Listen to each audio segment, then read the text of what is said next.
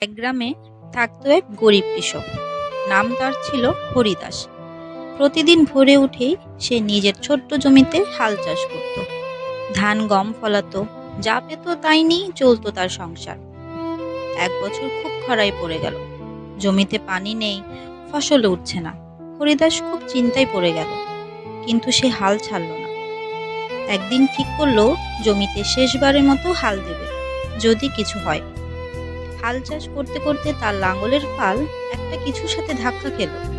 মাটি খুঁড়ে সে বের করলো একটা ছোট্ট সোনালী রঙের বাক্স। খুলে দেখে ভিতরে আছে একটা উজ্জ্বল বীজ আর একটা চিরকুট। চিরকুটে লেখা আছে, এই বীজ শুধুমাত্র সৎ, পরিশ্রমী আর বিশ্বাসী মানুষের জন্য। একে তোমার জমিতে বপন করো। হরিদাস চমকে উঠল, ভাবলো সত্যি হোক আর মিথ্যে, চেষ্টা করে দেখি। সেই বীজটি যত্ন করে নিজের জমির মাঝখানে বপন করল। প্রতিদিন পানি দিল, আগাছা পরিষ্কার করলো, নিজের মতো করে যত্ন করলো। এক সপ্তাহ পরে আশেপাশের জমি শুকিয়ে গেলেও সেই জায়গায় জন্ম নিল এক অদ্ভুত গাছ, উঁচু, সবুজ আর চকচকে পাতাওয়ালা। অল্প দিনেই সেই গাছে ফল ধরল, এক ধরনের সোনালী ফল। মানুষ ভিড় করতে লাগলো সেটা দেখতে।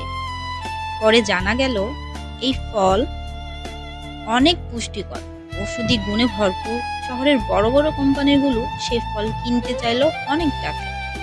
হরিদাস অল্প কয়েক মাসে হয়ে উঠল গ্রাম বিখ্যাত এক কৃষক। শুধু ধনেই নয়, মানেও বড় হলো। কিন্তু সে সবসময় বলতো, এই সোনার বীজ নয়, আমার সবচেয়ে বড় শক্তি ছিল বিশ্বাস আর পরিশ্রম।